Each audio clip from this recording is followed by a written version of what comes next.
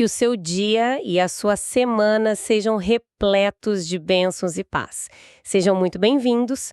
Hoje a gente vai mergulhar numa das cenas de jantar mais tensas e de maior risco de toda a literatura. Com certeza. É o momento em que o destino de uma nação inteira depende da coragem de uma mulher e, claro, da reação de um rei bem imprevisível. Exatamente. As nossas fontes para essa análise são bíblias de estudo, comentários que nos permitem ir além do texto, sabe? Sim. A gente consegue explorar o contexto cultural persa, as nuances da língua original, a psicologia por trás de cada gesto. Não é só ler a história. É quase dissecar uma aula de estratégia e coragem. Isso. E o cenário é o capítulo 7 do livro de Esther. A situação é a seguinte. A rainha Esther conseguiu levar o rei Assuero e o seu arqui-inimigo, Amã, para um segundo banquete privado. A tensão ali tá no ar, é palpável. Altíssima. Esther arriscou a vida só para conseguir essa audiência. E Amã, por outro lado, está no auge da arrogância, sem saber que está prestes a cair numa armadilha. É o clímax de uma operação de inteligência muito bem planejada. O rei, sem saber de nada, já ofereceu para Esther até metade do reino dele 2 vezes. E agora pela terceira vez, né? Pela terceira vez. E ele pergunta: qual é a sua petição, rainha Esther? O que você deseja? O palco está montado. A questão é como ela vai executar esse plano. Então, vamos direto para a resposta dela, porque é aqui que a genialidade começa. Ela não pede ouro, não pede províncias. Não pede a cabeça de Amã ainda. Ainda não. Ela diz: se encontrei favor aos teus olhos, ó rei, e se for do teu agrado, a minha petição é que a minha vida me seja poupada, e o meu desejo é que o meu povo seja poupado. Essa é uma jogada de mestre. É brilhante. Em vez de fazer, assim, uma acusação política, ela personaliza a crise de uma forma radical. Ela não diz, olha, tem um problema no reino. Ela diz, a minha vida está em perigo. Isso muda tudo. Tudo. Para o rei Assuero, um problema burocrático sobre um povo distante, ok, é uma coisa. Agora, uma ameaça direta à vida da rainha dele... A mulher que ele escolheu. Exato. Isso é uma ofensa pessoal, é intolerável. E ela não para por aí. Ela continua com uma frase que, nossa, parece ter sido escrita por um advogado. Ela diz, porque eu e o meu povo fomos vendidos para sermos destruídos, mortos e aniquilados. A escolha de palavras aí não é acidental de forma alguma. Não mesmo. O que é fascinante, e que as fontes de estudo ressaltam, é que destruídos, mortos e aniquilados é uma citação. Uma citação. Literal. É uma citação textual do decreto genocida que o próprio Amã escreveu. E que o rei Assuero selou com o anel dele. Exatamente. Ela está, na prática, lendo as próprias palavras do decreto de volta para o rei.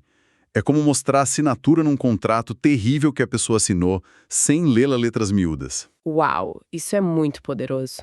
Ela não está só acusando, ela está apresentando a prova. E ainda adiciona um detalhe que desarma qualquer objeção. Qual? Ela diz que se tivessem sido vendidos só como escravos, ela teria ficado quieta, porque tal angústia não seria suficiente para perturbar o rei. É o auge da retórica. Com essa frase, ela faz 2 coisas. Primeiro, ela mostra um respeito pela posição do rei, sabe? Dizendo que não o incomodaria por um problema menor. Certo. E segundo, ela enfatiza a escala da atrocidade. Não se trata de escravidão, se trata de extermínio. Ela está encurralando o rei, forçando ele a ver a dimensão real do que ele autorizou. E a reação do rei é exatamente o que ela esperava. Fúria. Fúria absoluta. Ele explode. Ele explode e pergunta para Esther, quem é ele? Onde está o homem que ousou fazer tal coisa? A ironia é que o homem está ali. Na mesma sala, bebendo o vinho dele. O rei tá tão cego pela raiva que ele nem conecta os pontos. E essa raiva é complexa, né? Não é só pela ameaça, Esther. Não, de jeito nenhum. É também pela humilhação. Um rei persa era visto como uma figura quase divina, cujo controle era absoluto. Certo. A ideia de que alguém o manipulou, usou o selo real dele para assinar a sentença de morte da própria rainha, debaixo do nariz dele... É um ataque direto à sua majestade. A sua inteligência, a sua autoridade. Ele não foi só enganado, ele foi feito de tolo. E aqui a gente chega no ponto de não retorno. O rei, furioso, quer um nome E Esther tem o homem mais poderoso do império sentado a poucos metros dela. Ela deve ter respirado fundo, olhado para o rei e então... Ela não hesita. Ela aponta diretamente para ele. Direto. E diz, o adversário e inimigo é este mau Amã. A ênfase no este é brutal. Ela transforma uma acusação que pairava no ar em algo pessoal, direto, inegável. Não há mais onde se esconder. E a reação de Amã? Imagino a cena, mas as fontes que a gente tem trazem um detalhe que vai além do óbvio, né? Não foi um simples susto. Exato. A maioria das traduções diz que ele ficou apavorado. Mas a palavra no hebraico original é bahal. Bahal, o que isso significa? Bahal não é um medo de quem é pego fazendo algo errado. É um terror existencial, paralisante. É a palavra usada em outras partes da Bíblia quando alguém se depara com uma manifestação divina ou com uma catástrofe inevitável. Uau! Naquele segundo, Amã não viu só um rei zangado. Ele viu o fim de tudo. O universo inteiro dele desmoronou naquele instante. E o rei, percebendo que foi enganado, fica com tanta raiva que ele não consegue nem ficar na mesma sala. É aí que ele se levanta e se retira para o jardim do palácio. E essa pequena caminhada até o jardim é talvez o momento psicologicamente mais importante da história. Por quê? Porque pela primeira vez em todo o livro, as fontes de estudo nos lembram que o rei Assuero está sozinho para tomar uma decisão monumental. Ele não tem os conselheiros, não tem os advogados, não tem ninguém. É só ele e os pensamentos dele. E que pensamentos devem ser esses? De um lado, ele tem Ramã, o primeiro-ministro, o homem em quem ele confiava. Uma peça central da administração. Exato. Executá-lo poderia ter consequências. Do outro lado, ele tem Esther, a rainha. A ameaça a ela representa uma traição pessoal, uma mancha na honra dele, o que pesa mais, né? É a escolha entre a estabilidade política que Ramã representava e a integridade do seu próprio juízo e honra, representada por Esther. Ao sair para o jardim, ele está processando não só a traição, mas como responder de uma forma que reafirme seu poder. Ele não pode parecer fraco. Enquanto isso, de volta à sala, o jogo acabou para o Ramã. Ele sabe disso. Com certeza. O rei saiu para decidir a forma da punição. Não se haveria uma. O que se passa na cabeça de um narcisista que acabou de perder tudo num piscar de olhos? Pânico puro. Ele fica para trás e a única opção dele é apelar para a única pessoa que talvez pudesse interceder por ele, a própria rainha Esther. E ele faz isso da pior maneira possível. Da pior. Num ato de desespero absoluto, ele se joga sobre o divã onde ela estava reclinada, implorando pela vida. Que, em retrospecto, foi a pior coisa que ele poderia ter feito. A pior. Porque é exatamente nesse momento que o rei Assuero volta do jardim com a decisão já tomada.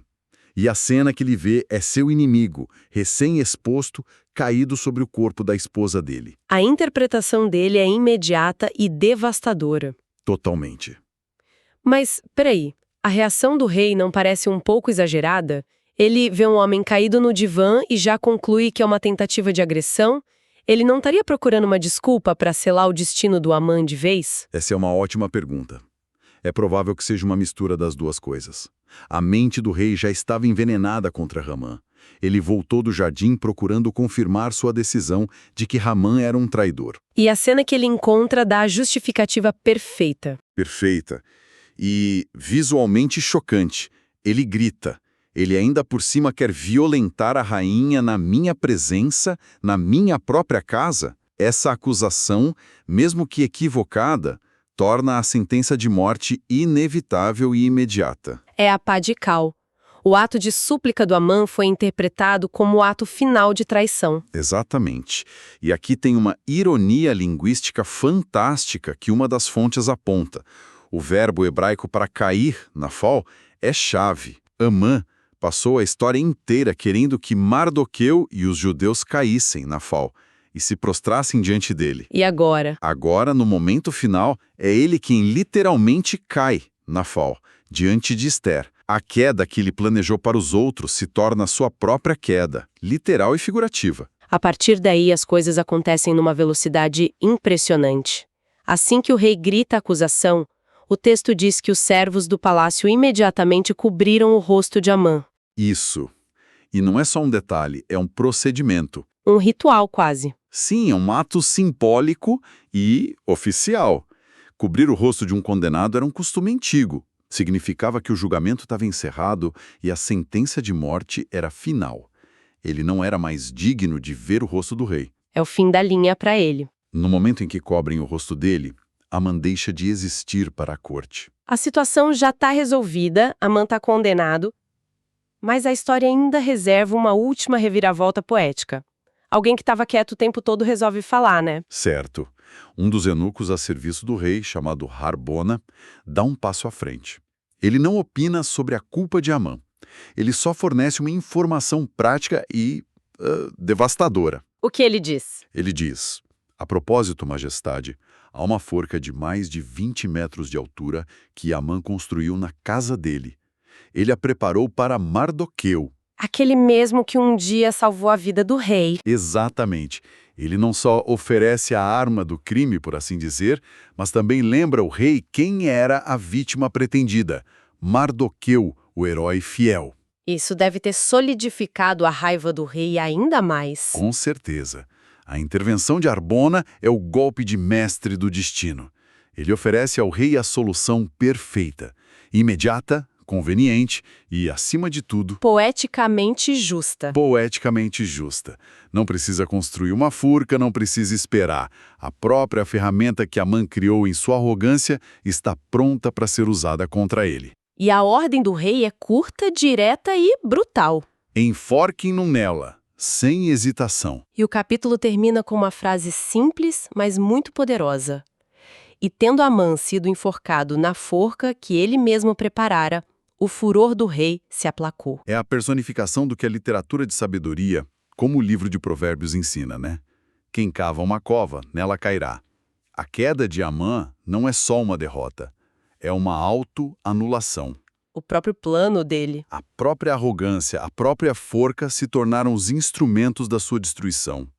É a justiça poética na sua forma mais pura. Então, olhando para tudo isso, o que fica? Este capítulo é uma aula espetacular sobre como a coragem e a estratégia podem virar o jogo. A paciência de Esther, os 2 banquetes, a forma como ela construiu o caso. Sim, Tudo culmina nesta explosão que desmantela o mal em questão de minutos. e se a gente ampliar o foco, os temas são universais. Temos a justiça que recai sobre o perpetrador de uma forma que espelha o próprio crime. Algo que ressoa muito com a gente. Muito. Temos a coragem de uma pessoa que, contra todas as probabilidades, fala a verdade ao poder. E tem também essa noção de que, mesmo quando tudo parece perdido, uma reviravolta pode mudar o cenário. E isso nos leva a um último pensamento para reflexão. A intervenção de Harbona, o eunuco. Um personagem secundário. Exato. Ele diz uma única frase, no momento exato, e essa frase define o desfecho. Isso nos faz pensar sobre os papéis aparentemente pequenos que as pessoas desempenham nos grandes pontos de virada da história. É verdade? Quantos outros Harbonas existiram? Pessoas nos bastidores cuja única frase, dita na hora certa para a pessoa certa, mudou o curso de tudo. Fica a reflexão. Que Deus abençoe todos os ouvintes.